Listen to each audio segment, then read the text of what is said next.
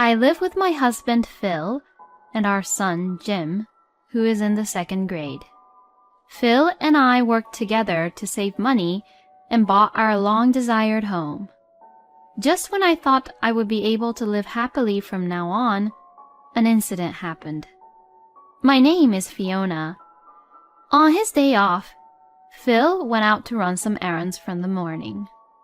While that, Jim and I went out shopping and ate out at a restaurant together. When I returned home in the evening, I saw Phil's car parked at the parking lot. When I opened the front door, I saw an unfamiliar coat, which looked like it belonged to a woman. After seeing the coat, I immediately imagined about the woman and my husband being together. And I froze on the spot, thinking that maybe he was cheating on me. I hurried to pull Jim's hand, not wanting him to see me like this. "Is Dad here?" "We're home." But saying this, Jim quickly went inside the house without any care. "Oh, wait a minute." When I chased after Jim to stop him, I found a woman who I've seen before relaxing in the living room. "Good evening. I'll be in your care from now on." That woman was Phil's sister, Lily. I was relieved that my worries were unnecessary, but then I was caught off guard by Lily's words. "She'll be in our care?" "Oh, you're back. Welcome back home." Phil looked at me as he would normally, but he makes it seem as if his sister's presence at our house is a normal thing. I was so concerned about Lily's words that I couldn't really understand the situation. Why is Lily at our house?" When I asked the question to Phil, Lily answered, "Well, I actually got sick of going to college. So I quit college and my parents kicked me out. It's terrible of them to kick out their own daughter who has no money." "Because of that, Lily has no home to go back to. She has no money, and it's not safe for a girl to go out alone, right? So I decided to let her live with us." Apparently, Phil had decided everything without talking to me about any of this. It seemed that in both Phil and Lily's minds, it had been decided that she would live with us in our house. But I didn't want my sister-in-law to live in the house we had just built and were still paying for the mortgage. I never said I was okay with that though, did I? Why didn't you even tell me? Then Phil got grumpy, as if he thought I would willingly accept his idea on the spot. "My sister is in trouble, and it's only normal to help your family. Lily is moving in with us. It's already decided, so if you don't like it, then get out." He speaks to me like this, as if this house belongs only to him. What are the priorities in Phil's mind when he has a family of his own? But if we argue over this and I decide to actually leave, it'll be a disaster and a huge hassle. I'll have to go to Jim's elementary school to change our address again if we move out. Besides, I was worried that people around us would look at us weirdly if they knew Phil and I were separated. I wanted to argue back, but I suppressed my feelings. But I only allowed Lily to live with us on the condition that she would save money to move out. "I've already got a part-time job, so I'll be gone in no time. I'll just be here for only 3 months, Lily says in a cheerful tone. I thought that 3 months is quite long, but decided to be patient and wait for 3 months. 3 months have passed since then. I was anxiously watching the calendar for now, but as usual, Lily is still sitting there as if it were her own house. She never showed any signs of leaving our home. She has been living with us without paying for her living expenses or for her food, so she must have saved up enough money to move out by now. I got tired of waiting, so I say this to Lily.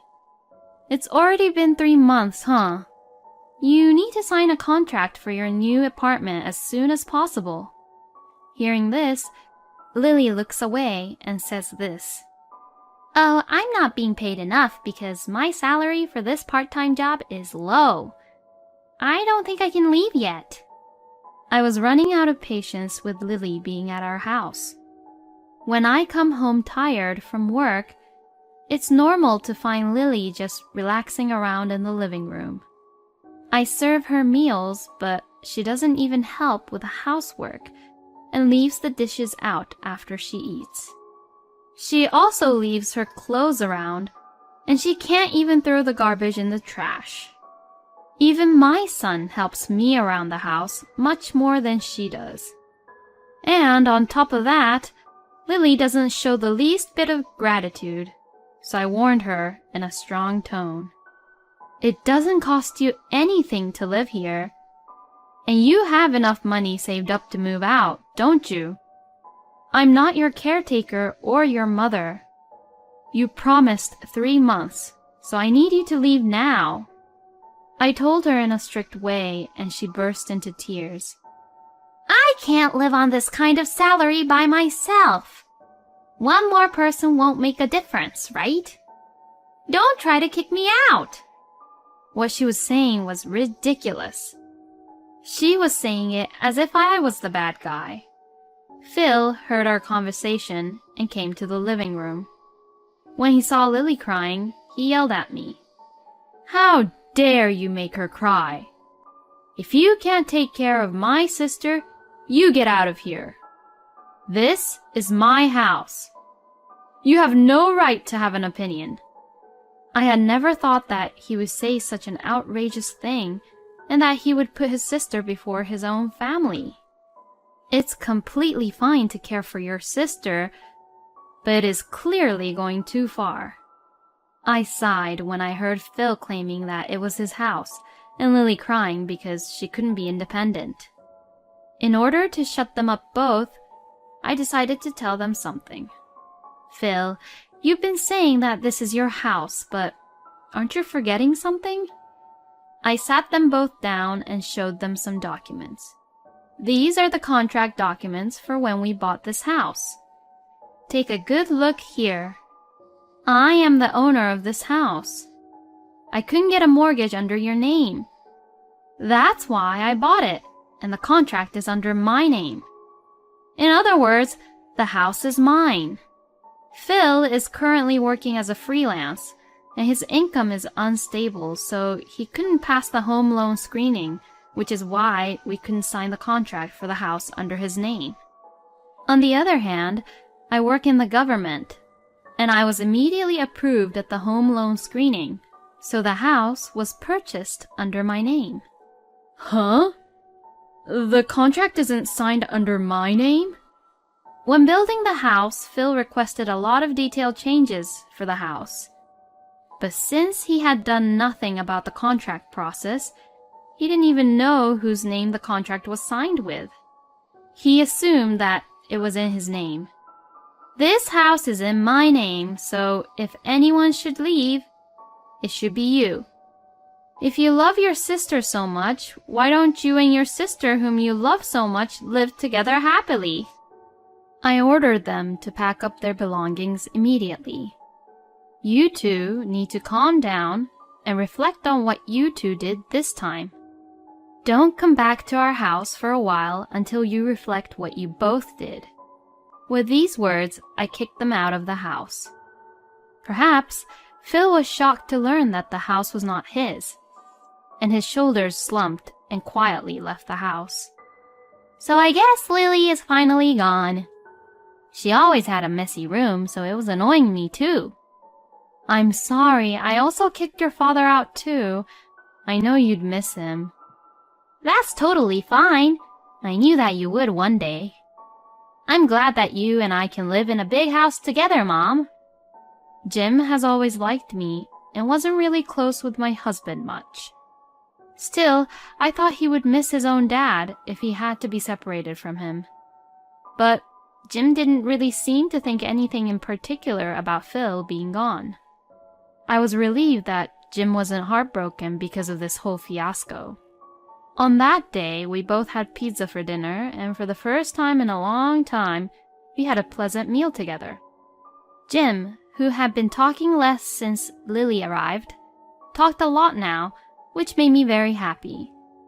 After 2 weeks of living separately with them, Jim came running down the stairs looking panicked. "Oh, what's wrong, honey?" "My precious trading cards are missing.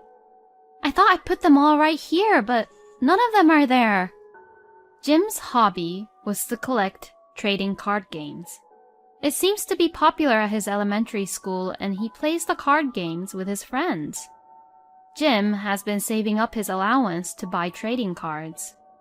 Some of them were rare trading cards, which are hard to get.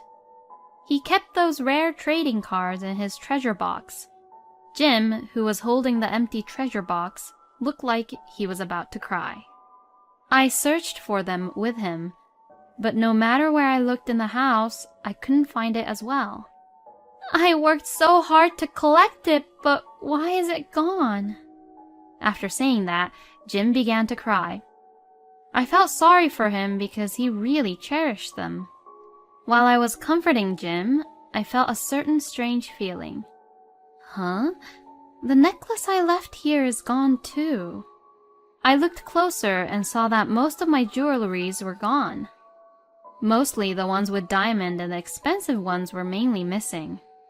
I wondered if a burglar came into our home. I felt really weird that something so important to me and my son had disappeared. The next day, my work finished early, so I came home at around noon. It's not every day that I finish work early, so I decided to relax until Jim came home. I bought some snacks at a store on the way home and was excited to watch a movie I was interested in.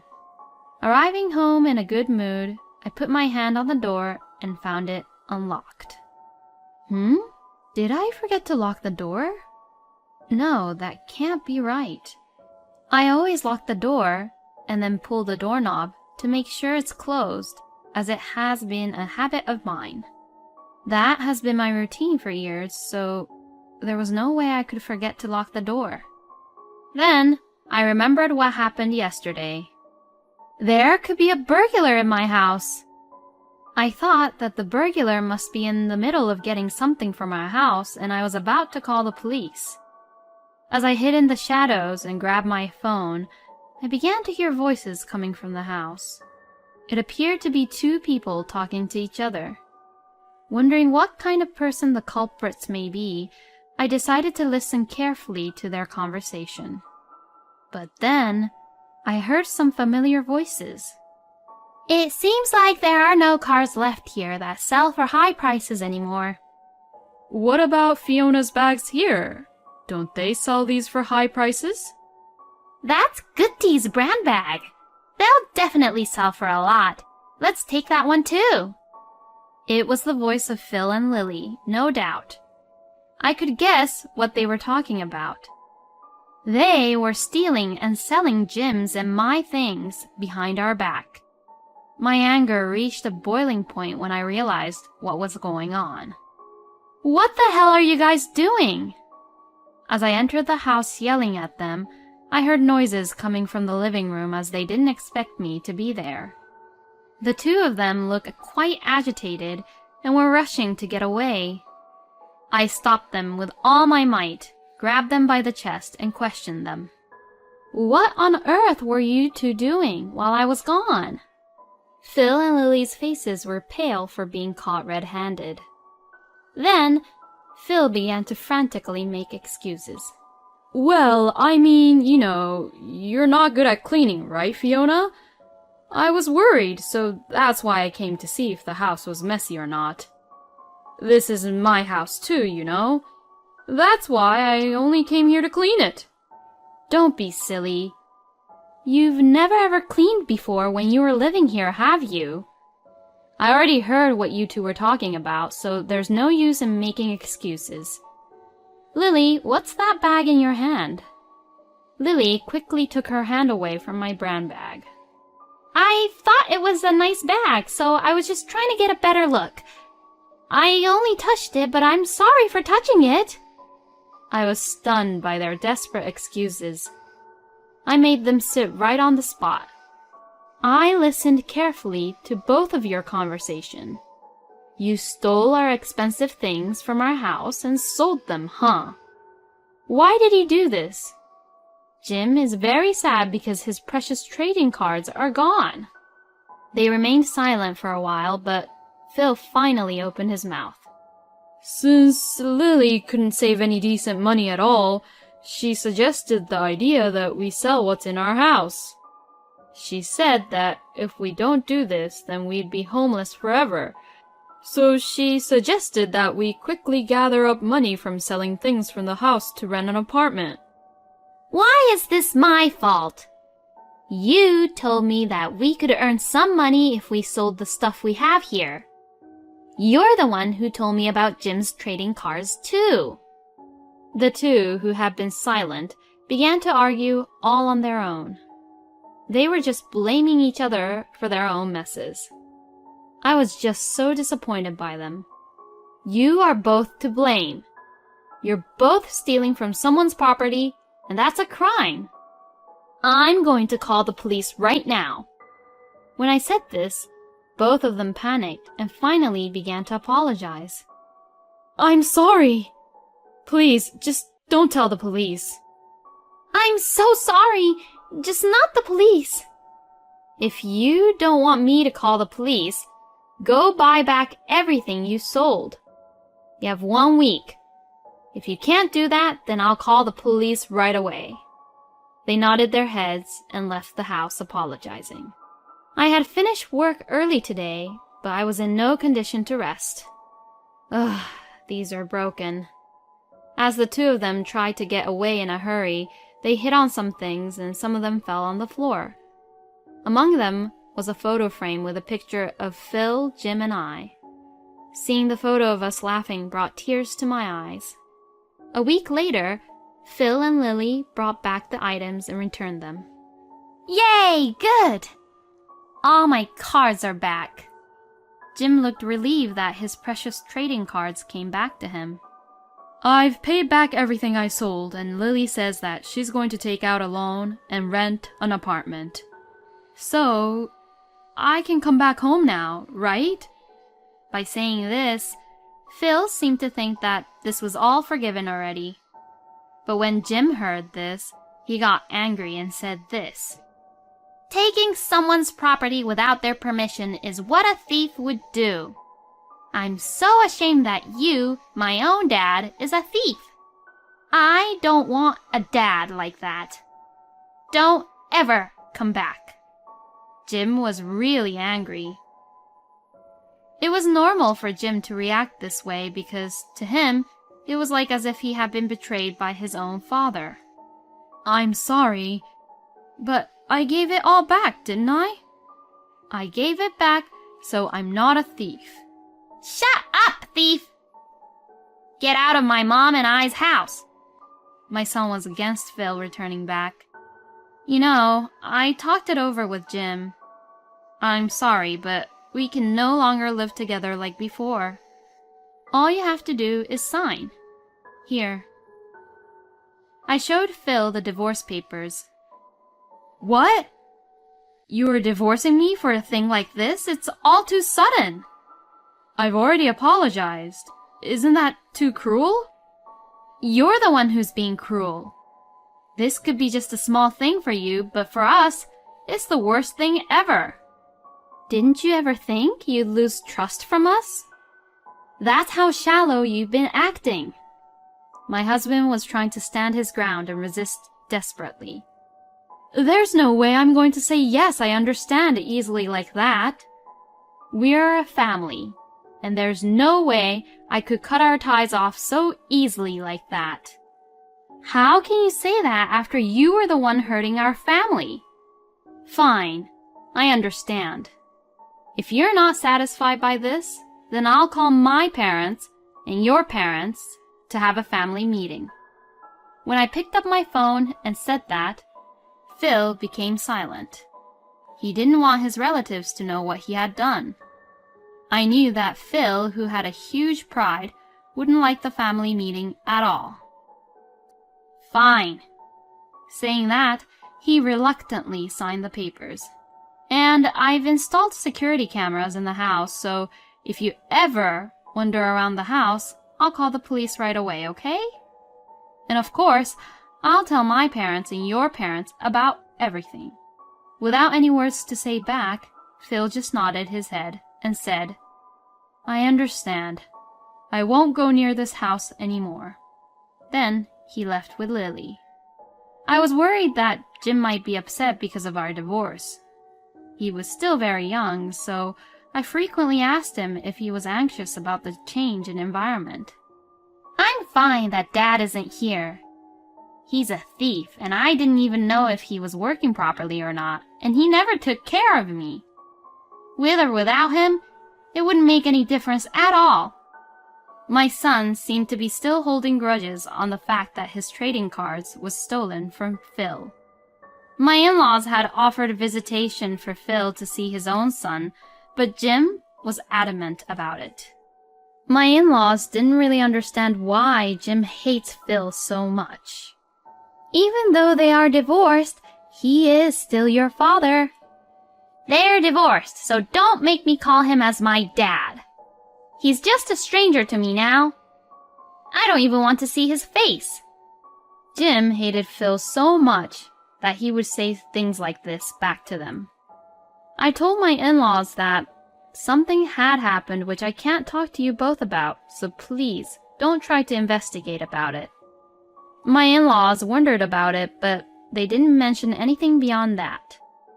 This is the way it is now, but Jim's mind may change in the future. As his only parent, I will watch over him closely. And as for our family finances, of course, our family income has decreased, but I don't feel much pain. I no longer have to do any house chores for Phil. We are able to live a stress-free life and live within our means. Jim has been very helpful because he is actively doing the house chores so that he won't turn out to be like his own father. I imagine that in the future, he will be a very good husband, unlike Phil. As for Phil and Lily, they both returned to their parents' home together. But the parents were so stunned by the fact that the siblings returned at the same time that they weren't allowed in the house. Furthermore, Phil's performance at his company hit rock bottom, and he was laid off, and now he began working part-time at a fast food restaurant near his parents' house. It seems that every day he is being scolded by his boss, who is way younger than him. This is what Phil and Lily deserves. Phil and Lily are both at their wits' end and have moved into an old apartment where they live together now. As usual, Lily didn't get a regular job, and Phil is supporting her with his small income. I feel a little sorry for Phil now, but it is the result of what he had done. I don't care what happens to them anymore. So as long as they live in harmony, then it should be fine, I guess.